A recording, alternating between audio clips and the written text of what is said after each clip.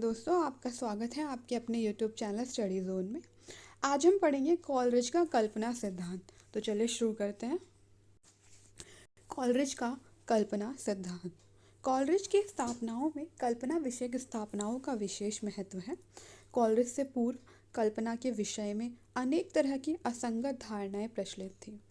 इनमें से एक प्रमुख धारणा यह थी कि कल्पना प्रकृति का वरदान है या कल्पना एक दिव्य रहस्यमयी शक्ति है, इसीलिए इसकी व्याख्या तर्क के आधार पर नहीं की जा सकती, यानी यह दिव्य अलौकिक एवं तर्कातीत शक्ति है। एक दिव्य दृष्टि के रूप में यह कवियों को जन्मजात प्राप्त होती है। कॉलरिज ने कल्पना पर तर्कसंगत ढंग से विचार किया और कहा यह बेशक दिव्य शक्ति हो सकती है, किंतु रहस्य में ही नहीं है। इसकी व्याख्या की जा सकती है और उन्होंने व्यवस्थित ढंग से कल्पना की व्याख्या की है। कॉलरिज ने कल्पना के दो भेद माने हैं, मुख्य या प्रारंभिक और विशिष्ट या गौण। गौण या विशिष्ट। मुख्य या प्रारंभिक कल्पना आद्य कल्पना है। इसे उन्होंने इंद्रिय गोचर पदार्थों की प्रतीतानुभूति की क्षमता कहा है। उनकी दृष्टि में इंद्रियों द्वारा जिन विभिन्न वस्तुओं का बोध होता है, यह कल्पना ही उन्हें व्यवस्था में ढालती है। अव्यवस्थित बिखरे हुए बिंबों को धीरे धीरे ज्ञान का रूप प्रदान करती है। यह एक जीवित एवं महत्वपूर्ण शक्ति है, जिससे हमें मानवीय पदार्थों का बोध होता है। यह वास्तव में एक सहज एवं स्वाभाविक मानवीय गुण है।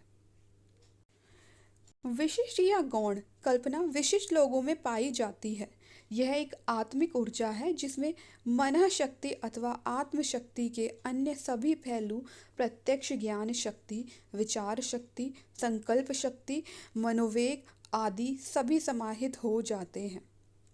पुनः देखें, कॉलरिज के अनुसार मेरे विचार से कल्पना या तो मुख्य होती है या गौण। मुख्य कल्पना एक जीवंत शक्ति है और यह मानव के संपूर्ण इंद्रिय ज्ञान का प्रमुख साधन है। ये सीमित मन की असीम सत्ता की आवृत्ति है।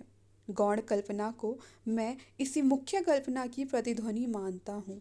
इसका अस्तित्व सचेतन इच्छा शक्ति के साथ है। इन दोनों में भेद मात्रा और कार्य पद्धति का है, साधन के प्रकार का नहीं।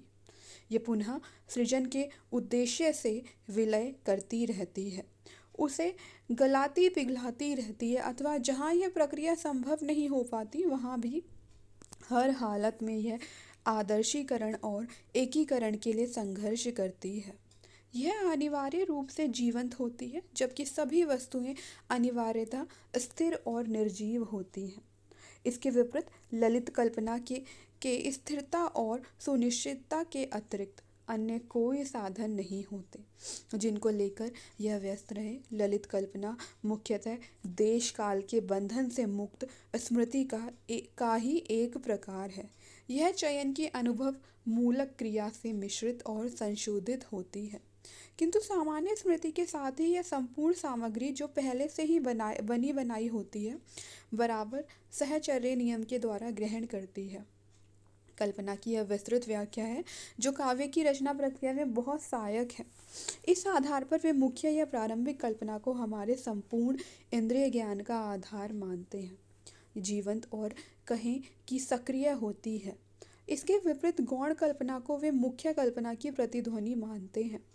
ये दोनों में उनके अनुसार कोई गुणात्मक अंतर नहीं है, किंतु यह अंतर मात्रा और कार्य पद्धति का है। कॉलरिज ने बार बार कल्पना के महत्व को रेखांकित किया है।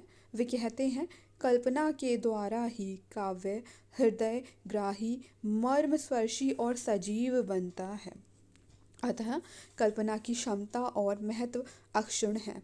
कल्पना प्रयोग की अंतः शक्ति कवि का सर्वश्रेष्ठ गुण है और उसका समुचित प्रयोग काव्योत्कर्ष के क्षणों की समुचित देन है।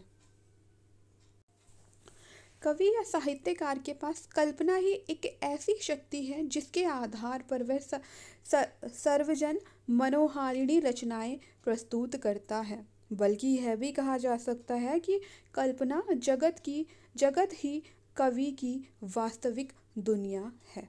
कल्पना जगत ही कवि की वास्तविक दुनिया है। वह कल्पना का स्वयं भी आनंद लेता है तथा दूसरों को भी इस आनंद सागर में डुबकियां लगवाता है। कल्पना में गौण कल्पना का भी महत्व कॉलरिज ने विस्तार पूर्वक रेखांकित किया है। इसे मुख्य कल्पना की प्रतिध्वनि तो माना ही है, साथ ही इसकी कार्य पद्धति को व्याख्यायित किया है। काव्य सर्जना के क्षणों में यह किसी प्रकार क्रियाशील रहती है, इसकी ओर संकेत किया है। वस्तुतः उनकी दृष्टि में यह गौण कल्पना पुनः सृजन के उद्देश्य से संपूर्ण काव्य सामग्री का विलयन करती रहती है, उसे पिघलाती और गलाती रहती है। उस तरह यह नाश और निर्माण दोनों करती रहती है। विधायक कल्पना में सर्जना की यही अद्भुत शक्ति होती है। इस शक्ति के बल पर ही रचना में विरुद्धों के सामंजस्य की स्थिति बनती है। इसे ही कल्पना की संश्लेषणात्मक और जादुई शक्ति कहा गया है। इस संदर्भ में कॉलरिज का कथन है, यह शक्ति विंसवादी अथवा परस्पर विरोधी तत्वों के सामंजस्य में व्यक्त होती है। जैसे साम्य का वैषम्य के साथ, सामान्य का विशेष के साथ, प्रत्यय का बिंब के साथ, व्यक्तिक का प्रतिनिधित्व के साथ, नवीनता और ताजगी की चेतना का पुराने परिचित पदार्थों के साथ, भावावेश का सामान्य से अधिक संयम के साथ, चिर जागृत विवेक और मनस्विता का उत्कट उमंग और गहन भावानुभूति के साथ, यह प्रकृति और कृत्रिम तत्वों के बीच समन्वय और सामंजस्य स्थापित करते समय कला को, प्रकृति के रूप को, वस्तु के और कवि के प्रति हमारे आदर भाव को, काव्य के प्रति हमारी सहानुभूति के अधीन रखती है। इस तरह कल्पना काव्य की रचना प्रक्रिया का महत्वपूर्ण तत्व है, वही सामान्य को विशेष बनाती है।